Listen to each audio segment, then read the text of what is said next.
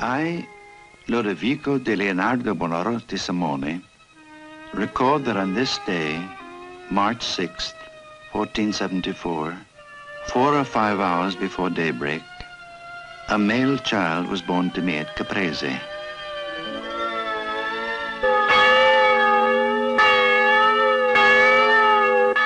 On the 8th of the same month, in the church of Santo Giovanni, he was baptized.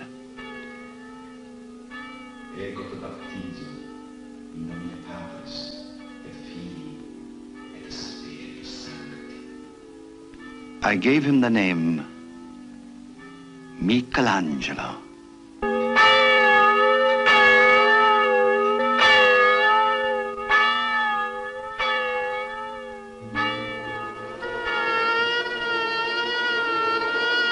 High on this remote hill in Italy, in the little Tuscan village of Caprese, where his father was the podestà, or mayor, Michelangelo, who is to pass most of his life in torment, to become the last, perhaps the greatest, of the giants in art bequeathed us by the 15th century, begins that life peacefully.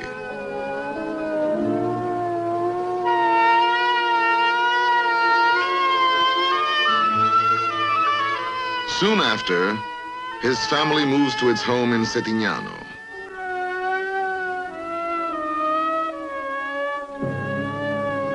Ripe with olives and rich with stone. The hills of Settignano provide a livelihood to the people of the district, who work its outcroppings with chisel and hammer.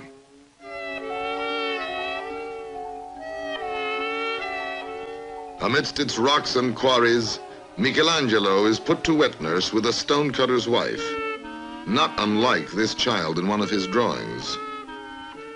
Years later, he jests, "What good I have comes because I sucked in chisels and hammers with my nurse's milk."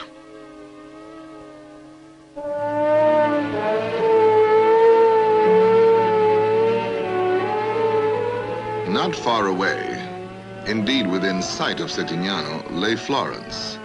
And here, perhaps before he is 10 years old, Michelangelo comes to live. Live with his father and stepmother. His mother had died when he was only 6. And 4 brothers. What a revelation is Florence, the heart and mind of the Renaissance.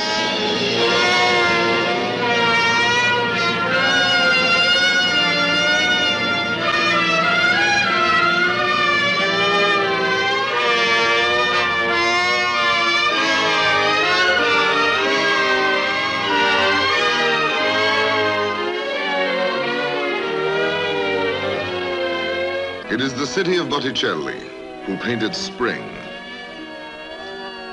and Ghiberti, whose golden bronze doors Michelangelo later called fit for the gates of paradise.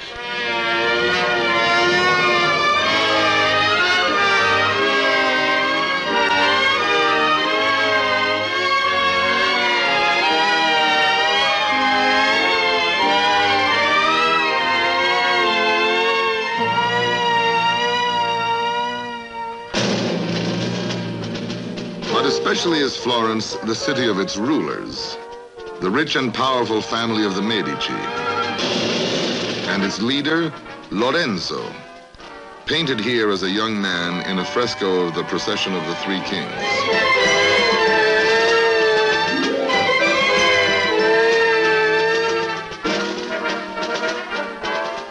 In time, Michelangelo's life will come to touch this man's, but that time is not yet. First, there is to be Ghirlandaio, painter of Florence, then decorating the church of Santa Maria Novella, whose cloister Michelangelo enters at the age of 13, to be apprenticed to the artist with his father's reluctant blessing. One day, to the church of Santa Maria del Carmine, comes the student Michelangelo with other students, to copy from these frescoes of Masaccio in the Brancacci Chapel. This sketch of his, for example, has come down to us.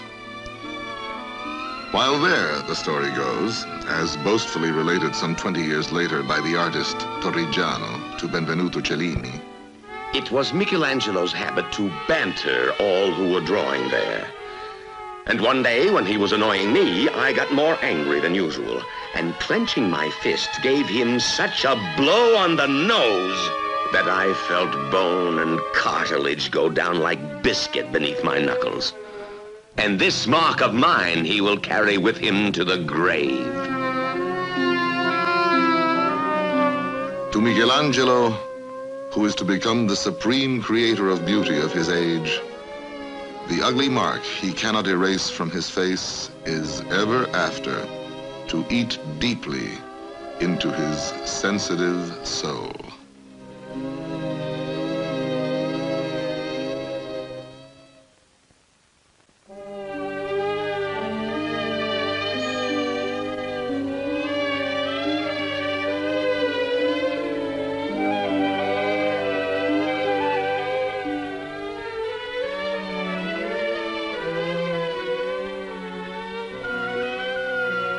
This, still intact, is a garden of the Medici. Rich with ancient statuary, it is similar, perhaps, to the one in which Michelangelo, as one of the promising students offered by Ghirlandaio, suddenly finds himself giving up his painting apprenticeship to embark upon a totally new career, sculpture, destined to engulf his life ever after. Under the old master Bertoldo, he studies in a school set up by Lorenzo to encourage, with the passing of the sculptors Donatello and Verrocchio, the rebirth of this ancient art in Florence. Strangely drawn to stone, as a hungry man to food, Michelangelo eagerly sets to work, in time fashioning a faun, since lost, which may have resembled this facsimile. Let his biographer, Vasari, continue. He was polishing the faun one day when the Medici passed by. The great man stopped to examine the work and observed, "You have made this faun quite old, yet have left him with all his teeth."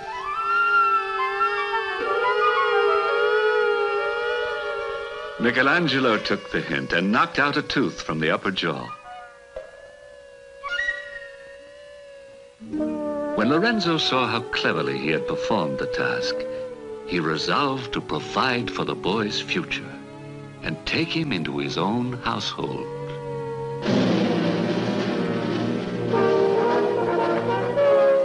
And so, Michelangelo enters such a home as he had never dreamed existed. Living with Lorenzo and his sons virtually as a member of the family, amidst sumptuous surroundings.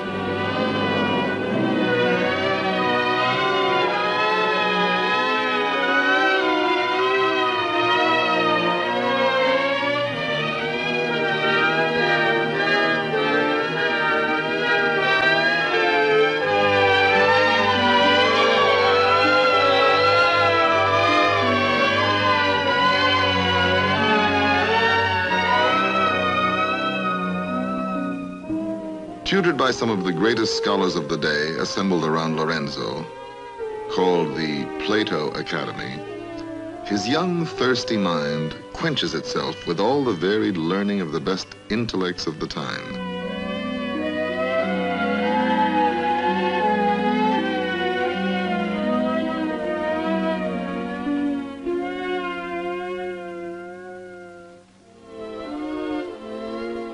Inspired and guided by his mentors, he carves at 16, in the manner of Donatello, his first sculpture, a bas-relief, the Madonna of the Stairs.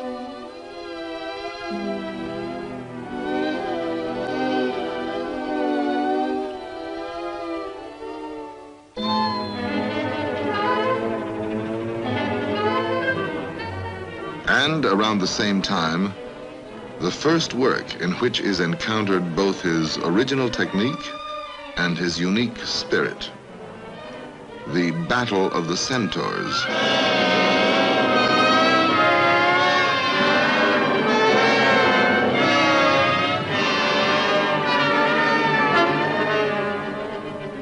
never truly to leave these centaurs.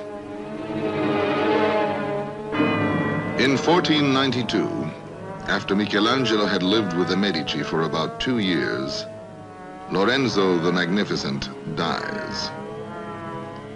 This is his death mask. With Lorenzo passes the golden age of the Renaissance. Here in Florence, at what was the convent of San Marco, lived the friar who had already risen to challenge Lorenzo and the Pope in Rome as well. And close by, as it was, his room with all his personal belongings.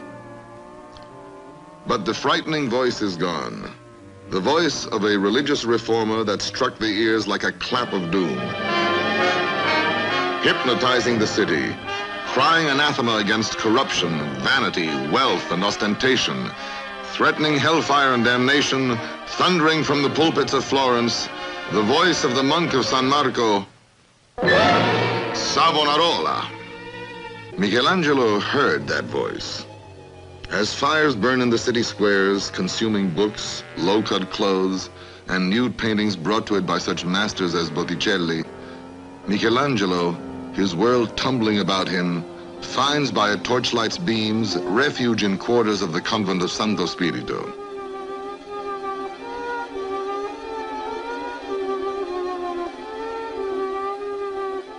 Here his friend, the liberal prior, permits him in secret to dissect the dead from its hospital, action the law forbids, that he might learn the anatomy he as an artist has to know. Such knowledge as is revealed to us in these drawings he left behind.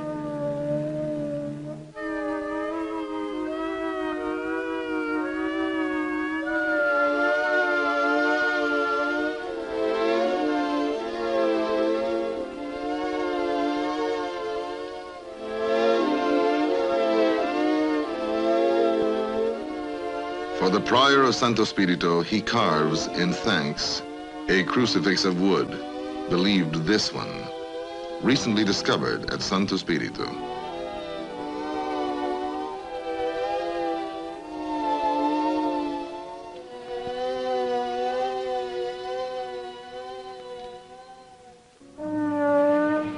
The Florence to which Michelangelo returns is a city under the titular rule of a branch of the Medici that had joined the people in revolt, headed by a different Lorenzo, Lorenzo di Pierfrancesco, but under the spiritual rule of Savonarola, the spellbinding prior of San Marco, to whom the Florentines still listen as penitents roam the streets, wailing and predicting the last judgment.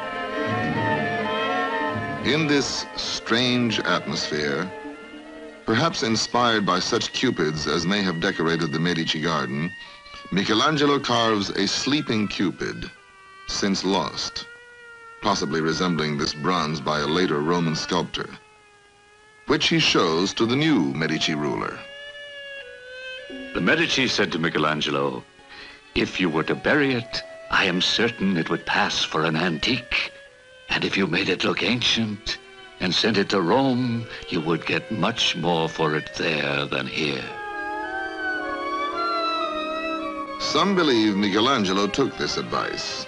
Others, that it was a dealer who did so, passing it off as an antique to the powerful Cardinal Riario of Rome, who, discovering his mistake, sends for Michelangelo.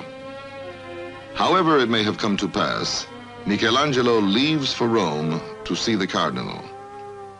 He is sad to leave Florence, but it is no longer the same Florence.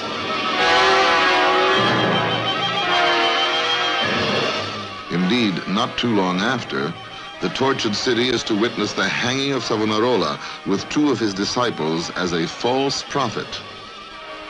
And afterwards, the burning of his body in the very square Michelangelo will one day decorate with one of his finest sculptures.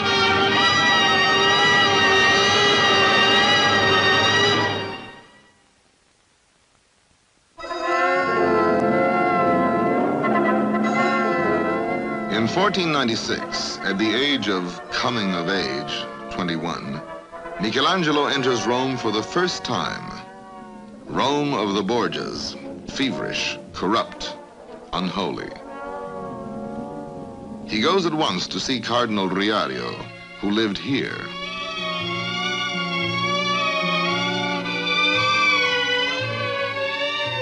But it is not the cardinal, rather a devoted Roman banker, Jacopo Galli, who gives Michelangelo his first important commission, a Bacchus for his garden.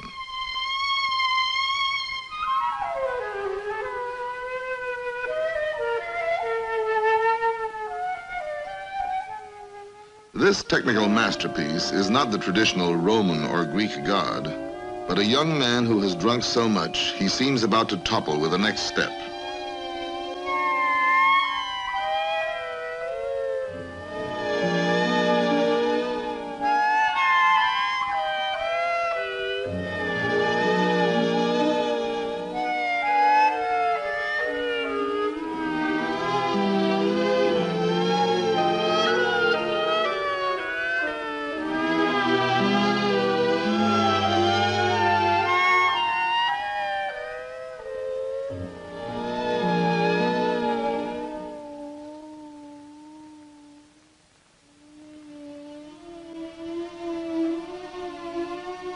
So delighted is Galli with the Bacchus that he secures for Michelangelo a contract to carve for a French prince of the church desiring to leave a memorial behind him in Rome, the Virgin with the body of Jesus.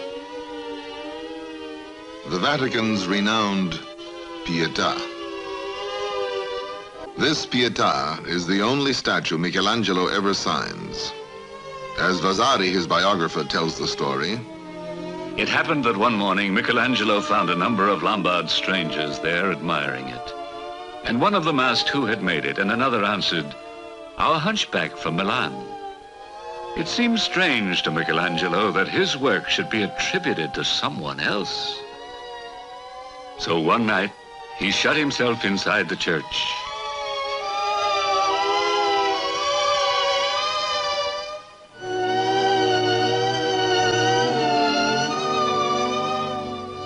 By candlelight, he cut on it. Michelangelo Buonarroti of Florence made this.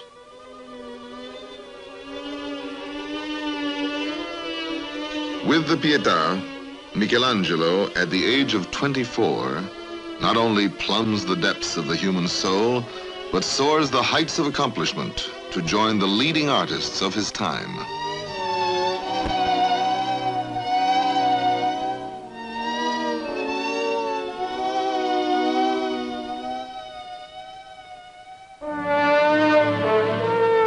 What draws Michelangelo back to Florence after an absence of 4 years is a temptation he cannot resist. Lying weather-beaten in the cathedral courtyard is a 17-foot piece of Carrara marble, attacked by a sculptor 40 years before and since declared ruined by all who saw it. Not Michelangelo. He agrees with the consuls of Florence to carve a colossal David from it, symbol of the city's liberation. And hidden behind a fenced enclosure set up alongside the cathedral, he eagerly begins.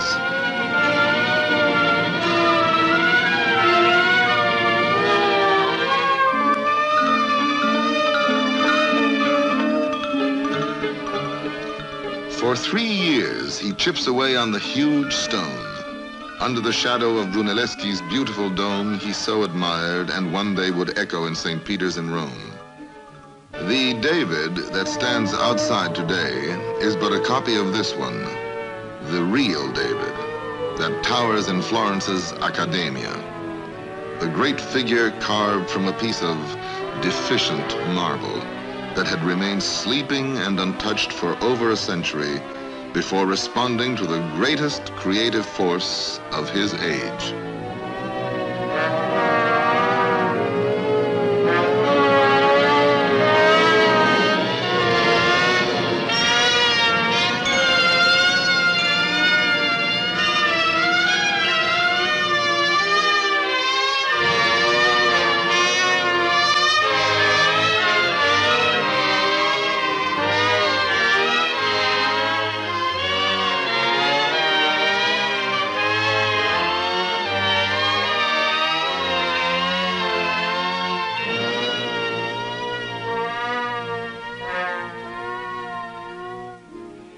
best of artists hath no thought to show which the rough stone in its superfluous shell doth not include. To break the marble spell is all the hand that serves the brain can do.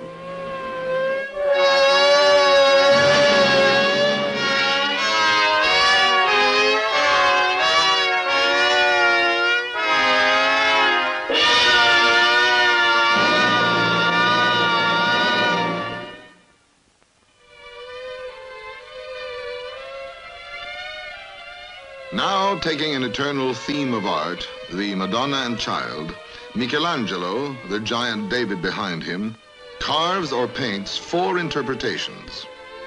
This, known for the man for whom it was executed, is the Taddei Madonna.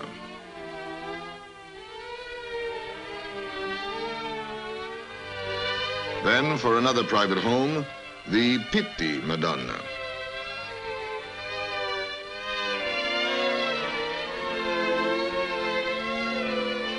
Experts regarding its enigmatic smile see the influence of the Mona Lisa of Leonardo da Vinci, a contemporary genius, one of the greatest the world has ever known, and with whom Michelangelo seems never able to pass a civil word.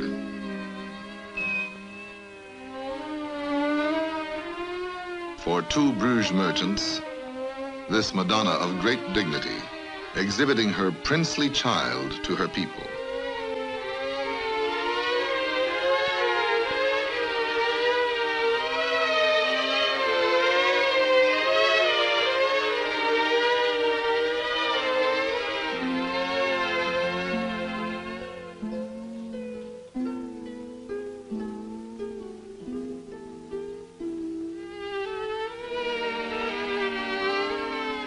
Finally, for this rich Florentine merchant, Angelo Doni, and his wife, this easel painting. It is the only easel painting generally recognized as by Michelangelo, perhaps his first painting since he was 14.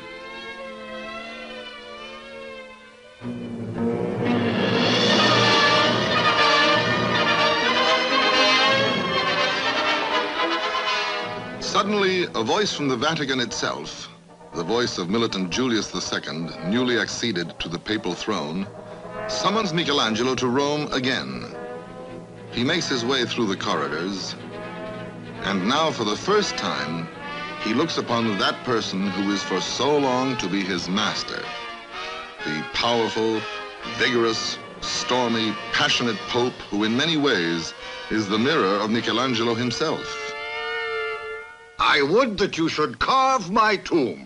And thus comes Michelangelo to the marble hills of Carrara. And thus, here, begins the saga that is to haunt the artist for virtually the rest of his life.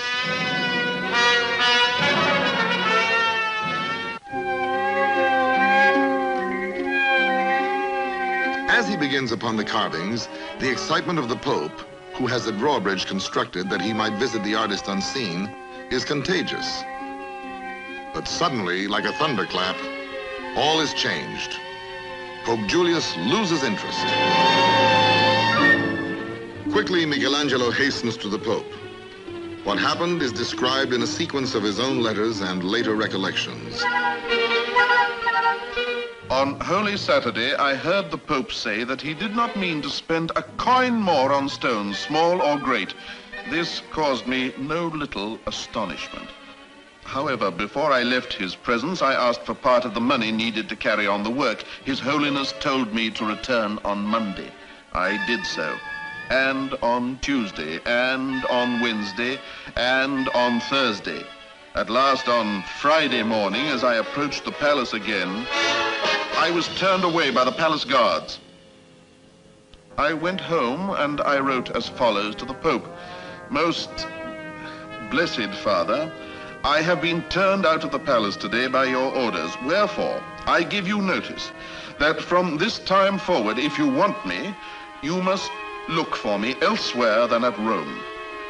The Pope, when he read my letter, sent 5 horsemen after me on my way to Florence. Come back at once to Rome under penalty of our displeasure. I replied to them, if the Pope would perform the conditions he was under with regard to me, I would return. But otherwise, he was not to expect to see me again. Thus ends the first act of the tragedy that is to drag on for 40 more years. In Florence, the cathedral, Santa Maria del Fiore, stands patiently waiting for the 12 apostles he had agreed to carve for it. Only one had begun to emerge from its marble cocoon before his hasty trip to Rome. At the headquarters of the ruling body of Florence, as Michelangelo works, bitter and alone, a messenger mounts the stairs with a letter from the Pope. Michelangelo, the sculptor, who left us without reason and in mere caprice, is afraid, we are informed, of returning. Knowing the humors of such men of genius, we rely on your loyalty to convince him in our name that if he returns to us, he shall be uninjured and unhurt. To the consternation of the Florentines, Michelangelo refuses to return. Only when firmly informed that his native city does not wish to go to war with the Pope over his obstinacy, and he is given the status of an ambassador for his protection, does Michelangelo finally agree to go back. Not far away, in Bologna, where the militant Pope is ensconced with his armies in a mad campaign against the Bolognese nobles, Michelangelo hesitantly makes his way to the Pope's presence. It was your duty to come to seek us, and you have waited till we came to seek you. Michelangelo knelt and prayed for pardon. A certain prelate came forward and said, "Your Holiness, he did wrong through ignorance. These painters outside their art are all like this." Thereupon the Pope answered in fury, It is you, not he, who are an ignoramus and a rascal. Get hence out of my sight, and bad luck to you. So the Pope, having spent the surplus of his bile upon the bishop, took Michelangelo apart and pardoned him, and said, I wish you to make my statue on a large scale in bronze. I mean to place it on the facade of San Petronio. Michelangelo is obliged to undertake the job, and thus, for 12 long months, punctuated by letters to his father and brothers in Florence, Michelangelo labors alone in Bologna. At last, the 3 times life-size statue of Julius is hoisted to its pedestal on the facade of San Petronio. It stays there less than 3 years, only until the exiled Bolognese, returning and sending the papal legate fleeing, tumble the bronze to the ground.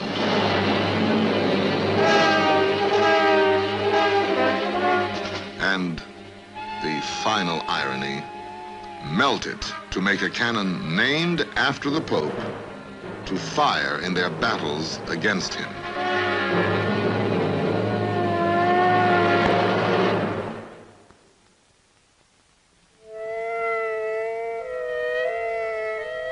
So, by a typically tortuous route, does Michelangelo, again at the whim of Pope Julius II, come to confront perhaps his greatest challenge, the painting of the Vatican's now famous Sistine Chapel in Rome. This is the interior of the Sistine, somewhat as it may have looked when Michelangelo, despite his protest that Painting is not my trade, is literally commanded to decorate its vaulted ceiling soaring 50 feet above the floor. Michelangelo, the sculptor, begins painting. With these paintings, one of the greatest painters the world has ever known completes perhaps the greatest fresco the world has ever seen. On the curving ceiling of the Sistine, like a prologue to the panels themselves, those who prophesied the coming of Christ, the prophets.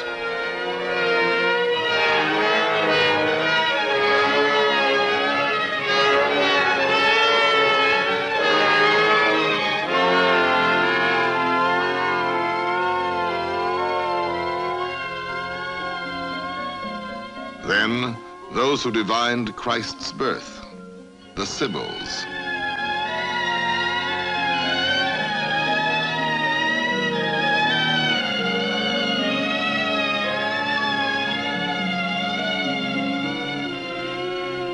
Finally, like solos in a concert, his panels. The drunkenness of Noah.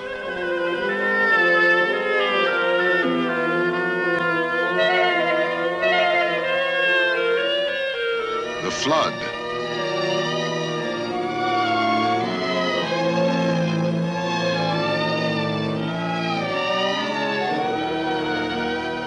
Noah's offering.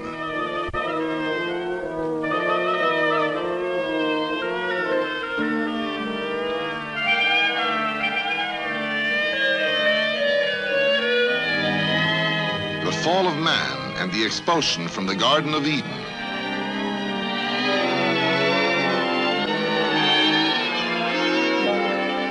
The creation of woman.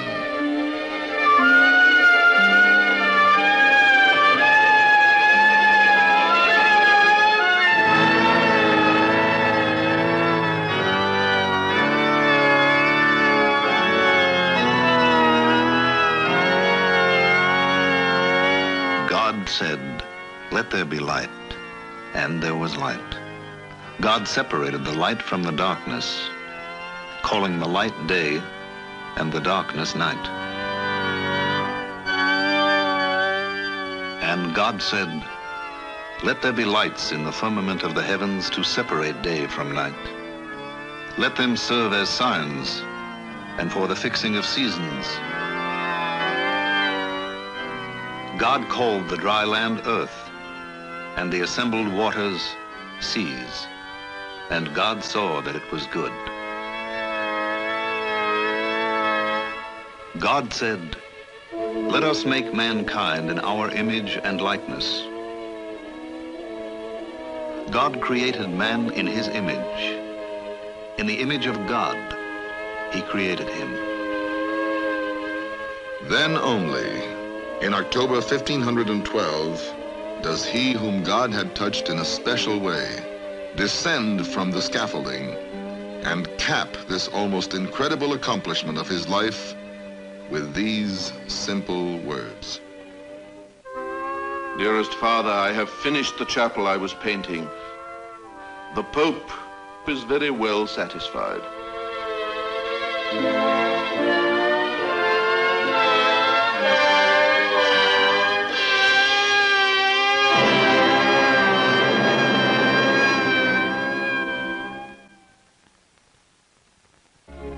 But with Julius dead, it is now another Pope's turn to tap Michelangelo's genius for himself. Pope Leo, the new Pope, a Medici, demands a new facade for the family church in Florence, San Lorenzo.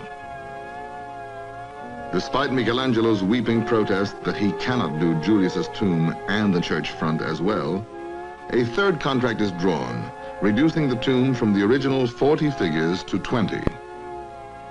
And after designing this wooden model for the church, Michelangelo, now saddled with both tasks, leaves once again for the mountains as he had gone for the tomb before, in search of marble.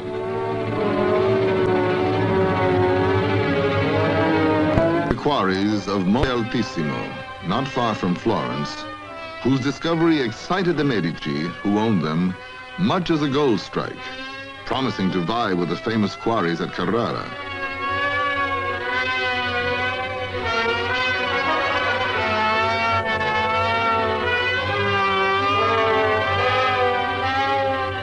Here, because of the Pope's financial stake in the discovery, he sends Michelangelo, not only to seek out the marble, but to build roads from the sea to the best sources. The days stretch to weeks.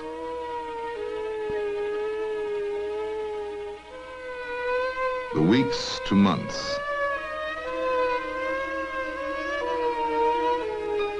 The months to years. As time wastes and difficulties multiply, His letters home reflect the strain. Oh, cursed 1,000 times the day and hour I left Carrara. I might well have undertaken to raise the dead as to tame these mountains. But God does not assist him, as anyone can read in the facade of San Lorenzo today, barren as it ever was. Pope Leo abandons the project, wasting 3 years not only in the life of Michelangelo, who carves not a single figure during this time, but in the art heritage of the world.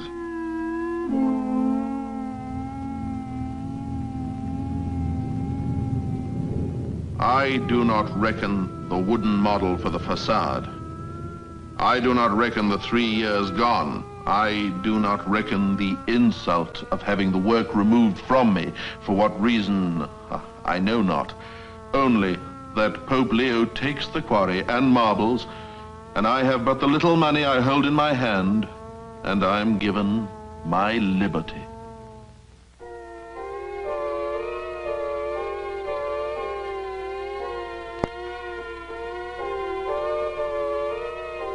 During the brief comparative peace that follows, to attend the altar of Santa Maria sopra Minerva in Rome, Michelangelo sends from Florence a risen Christ, a figure promised years earlier.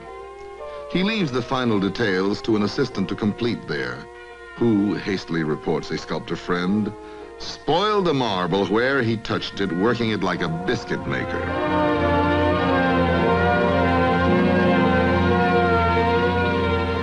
Distressed, Michelangelo offers to carve a new one, but they prefer to keep it as it is, a Christ triumphant over the cross, his imperfect but powerful nude torso as only Michelangelo could conceive it.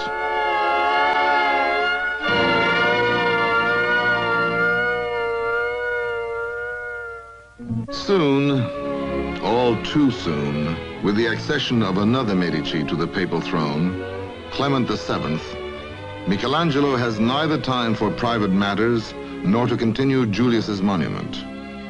Clement, promising to quiet the descendants of Julius, resolves that Michelangelo instead fashion a new sacristy at San Lorenzo and place within it tombs for his own Medici ancestors. Michelangelo, as ordered, designs and builds the new sacristy. And afterwards, for the next 10 years of his life, from around age 50 in 1524 to age 60 in 1534, he carves upon the Medici tombs almost as if entombed himself. I did not believe that there was any other punishment than that in hell.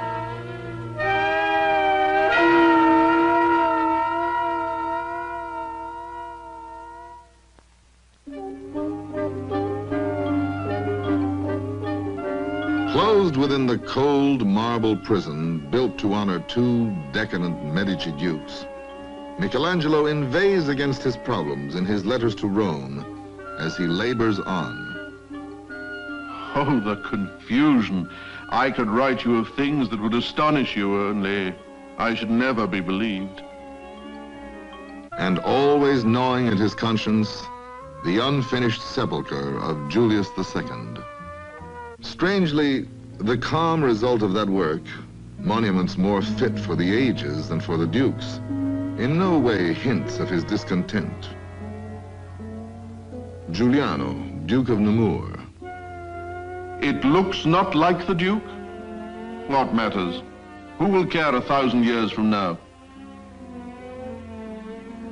At his feet, 2 extraordinary figures.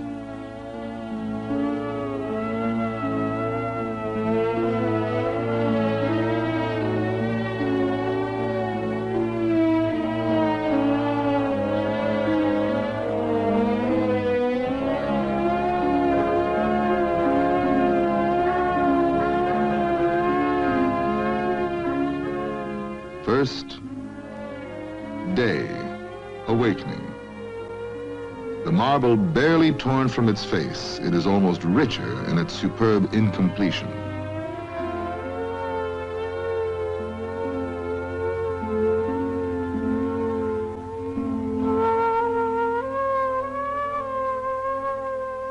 Night.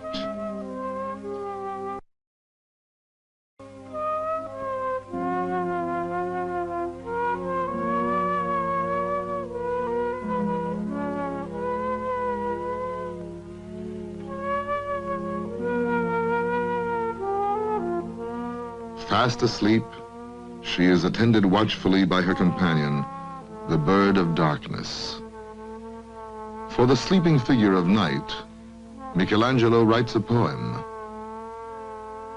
Dear is my sleep, but more to be mere stone, so long as ruin and dishonor reign. To hear naught, to feel naught, is my great gain. Then wake me not, speak in an undertone.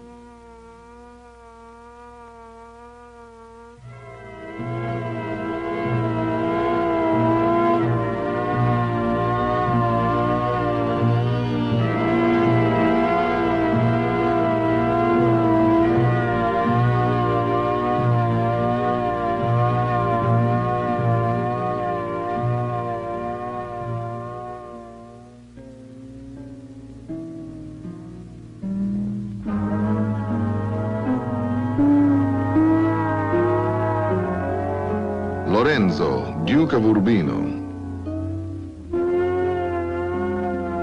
at whose feet lies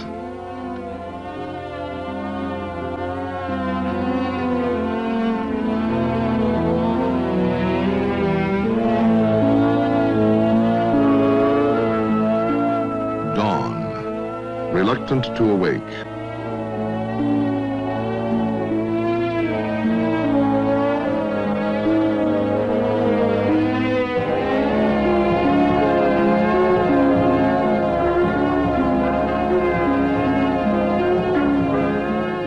And on the other side, in rough splendor relaxed, evening.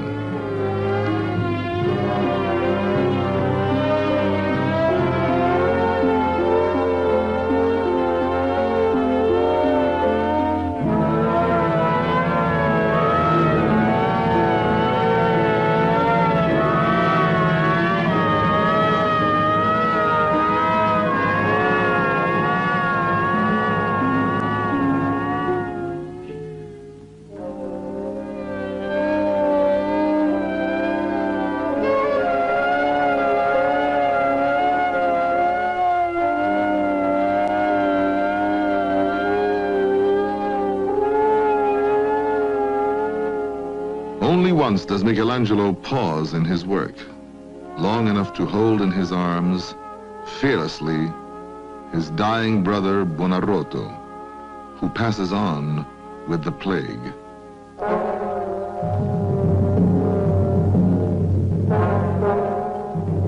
Suddenly, 6 years after he'd begun, Michelangelo's preoccupation with the Medici sculptures is interrupted by the siege of Florence.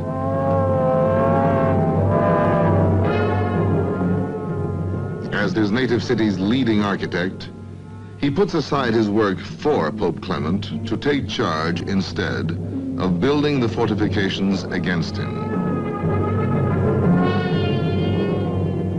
These still standing.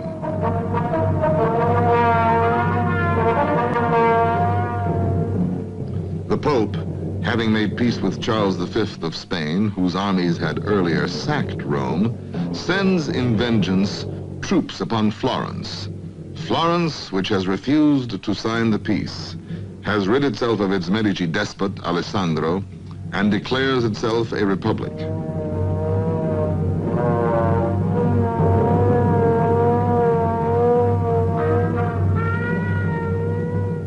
Florence falls. Michelangelo, fearful of the Pope's wrath, hastens into hiding.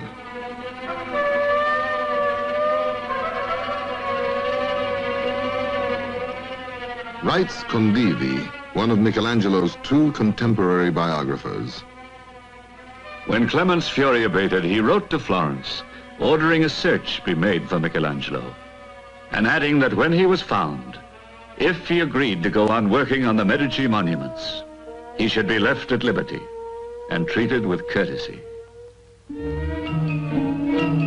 Thus, out of fear of the Pope, Michelangelo returns to his carving at San Lorenzo.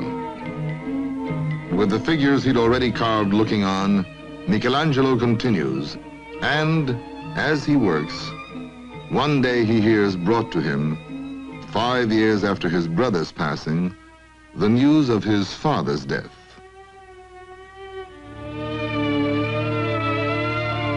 Perhaps then, at that moment, this holy figure he may have been carving no longer marks the tomb of his benefactor Lorenzo alone, symbolizing the end of his work inside the Medici chapel.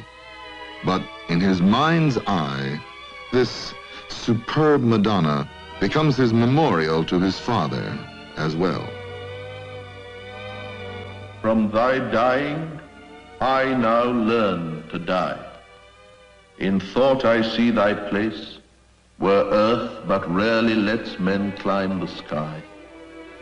There, by God's grace, I trust that thou art nursed, and hope to find thee, if but my cold heart high reason draw from earthly slime accursed.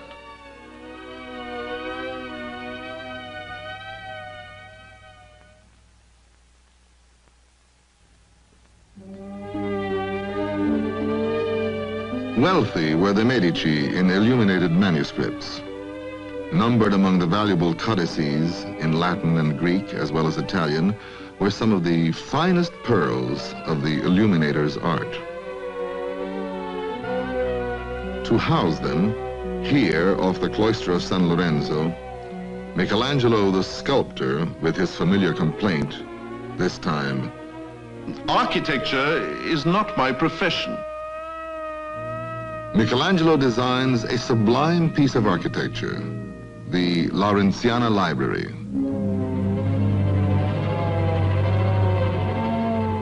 This is the great hall containing the lecterns for the preservation of the codices.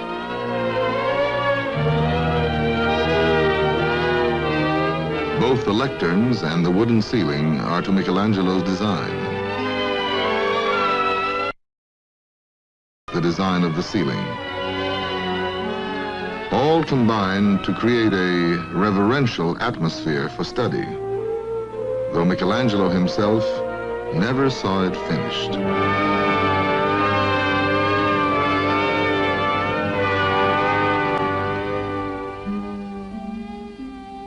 With the measure of peace that returns to Florence after the siege, Michelangelo somehow finds time to reward a friend, Baccio Valori, who had helped him when he was in danger of arrest. For him, he carves this marble Apollo, shown in the act of drawing an arrow from his quiver.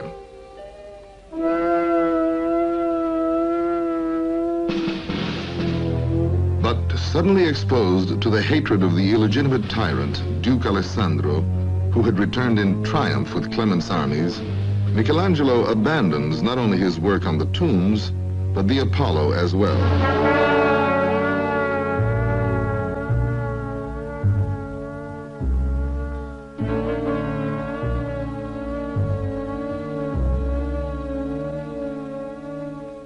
And perhaps with a last look at his David, Michelangelo leaves Florence, though he could not know it then, forever.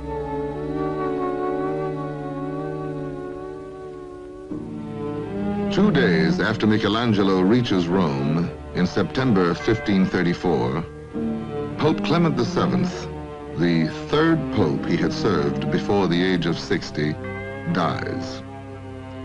The succeeding deaths, harvest of the fleeting years, seem suddenly to weary the artist. I have a bell ringing in my ears. My memory and my mind have gone before me to wait in another world, To work one day, I must rest 4. I am betrayed by my mirror. But then, seeming to appear out of nowhere, there is Tommaso de' Cavalieri, after whom this statue, the genius of victory, is said to be modeled. This young Roman gentleman serves to answer Michelangelo's crying need for companionship and to remain his friend until the end.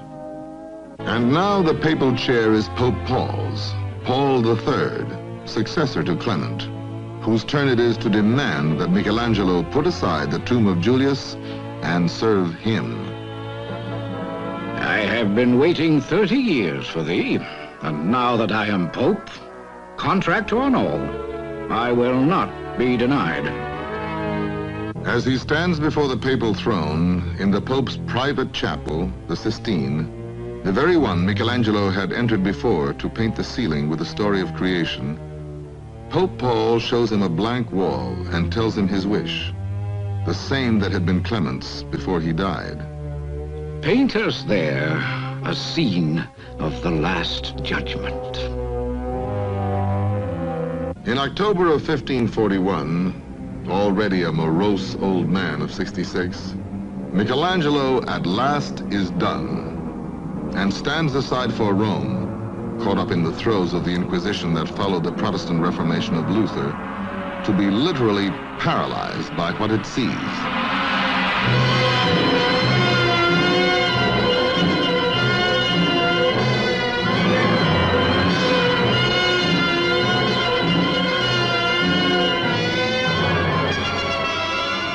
As the angels sound their trumpets of doom, up from his throne rises an angry Christ, his Virgin Mother turning away from what is to come. Overhead, a flight of angels bear the column, the cross, and the symbols of his passion. Down fall the damned to hell.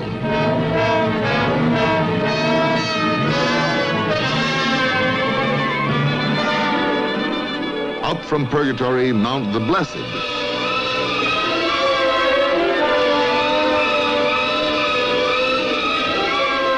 Salvation, damnation, the faces of both a harvest of fear.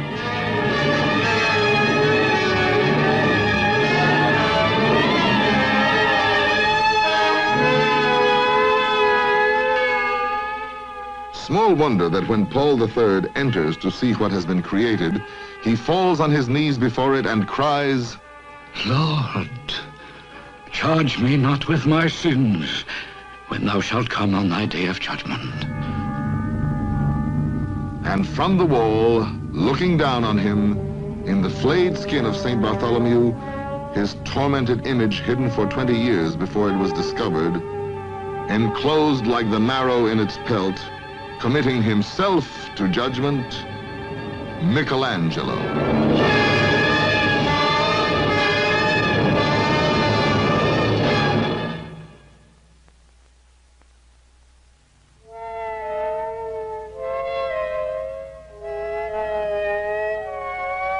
For the brief self-owned months that follow upon the Last Judgment, Michelangelo, seemingly obsessed with thoughts of the advancing years, returns momentarily to his unfinished figures for the tomb of Julius, each called by a name even more fitting for himself, the prisoner. He writes,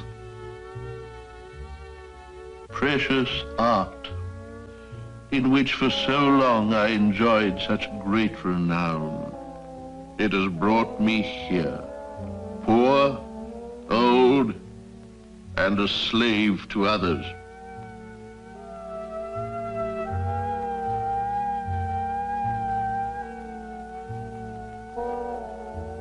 As if to repay him for time lost, God gives him, to brighten his autumnal years, Vittoria Colonna, widow, poetess, descendant of the noblest family in Italy, living in retirement for a time among the nuns at a convent in Viterbo. For years that later must have seemed to him so few, he enjoys, platonically, with the only woman in his life, the warmest friendship.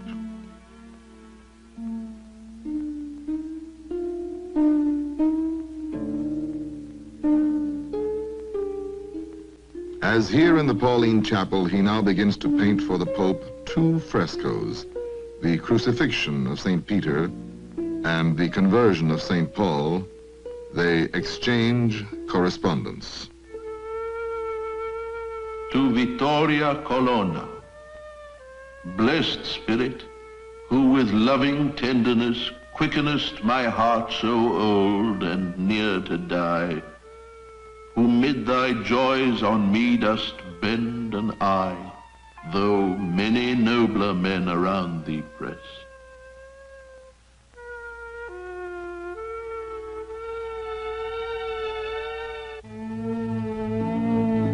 But even with this new solace, there hangs over him the ominous shadow of the tomb of Julius II. He petitions Pope Paul. I am told I must paint and have no anxiety. I answer that one paints with his brain and not with his hands. On the strength of a contract for the tomb made before Clement, I am daily stoned as if I had crucified Christ.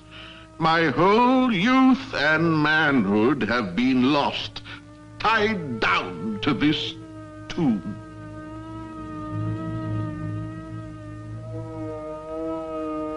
And so in 1545, here in the church of San Pietro in Vincoli, 40 years since he first left for Carrara in search of stone for it, a fragment, the merest fragment, of his great concept for Julius's tomb is installed, and the endless burden that had marred his whole adult life lifted at last from aging shoulders.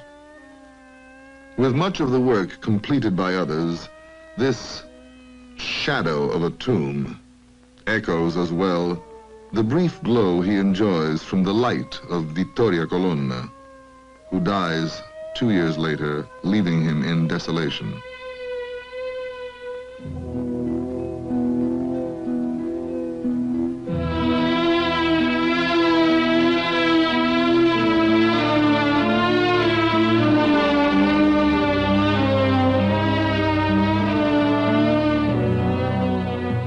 Only the magnificent Moses sings of the genius of Michelangelo, and in a sense, reflects these fragments of sonnets he wrote to her both before and after her passing.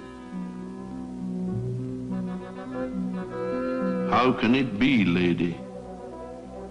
Shapes that seem alive, wrought in hard mountain marble, will survive their maker, whom the years to dust return.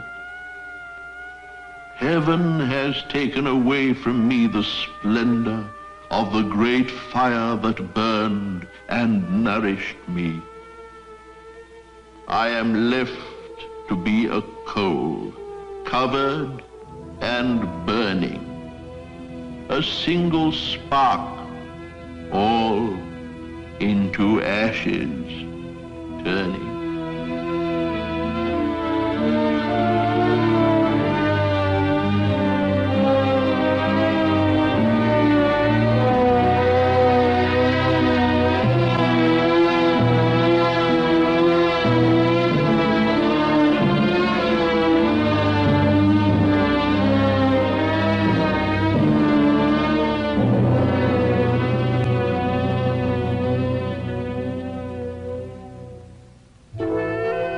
These embellishing details give evidence still of another aspect of Michelangelo's later years.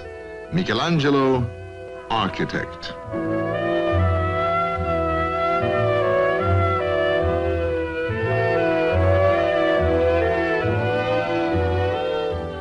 And all the while, like counterpoint to his artistic creations, he deals with the mundane matters of his relatives in Florence, with one hand designing a unique monument, with the other incongruously writing one letter after the other advising on intimate personal problems. Porta Pia, a gate of Rome. Nephew Leonardo, I have written you about your getting married. There should always be 10 years difference between the age of a husband and wife, and she should be healthy as well as good. Don't worry about a dowry. You need a wife you can command, and who does not want to put on airs and go off every day to parties where virtue is easily lost. The climax of Michelangelo's architectural genius comes when, already an old man of 72, Pope Paul forces him to assume the heavy responsibilities of chief architect of St. Peter's, the most monumental project of his age, in which every major architect of the 16th century had had a part. For 17 years, he is held in the spell of St. Peter's, work for which he refuses to take a penny. Thus it is that today, as one looks upon his proudest architectural creation, much as he dreamed of it, soaring in space above the ancient city, one can give everlasting thanks to his sacred devotion.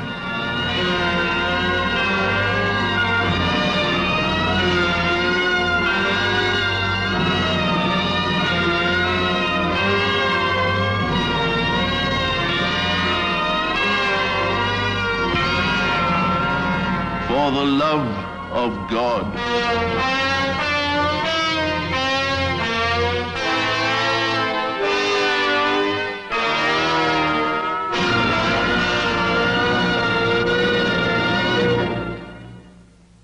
Tuesday, February 18, in the year 1564, in the attitude of a perfect Christian, and about the hour of the Ave Maria.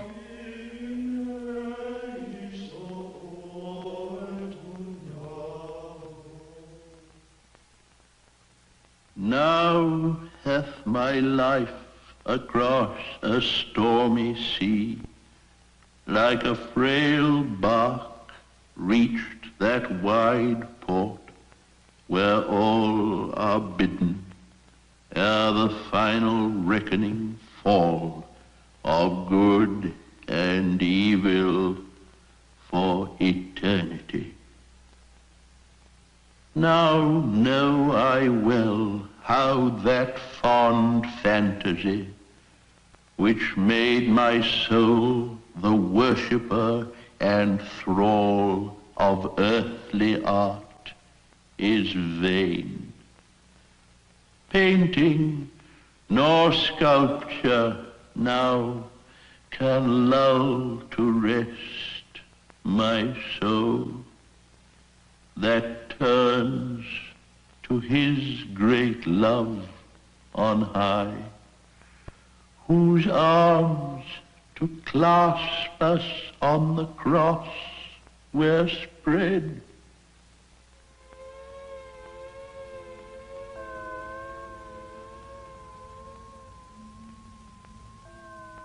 Michelangelo, the last giant, returned to the master that had sent him.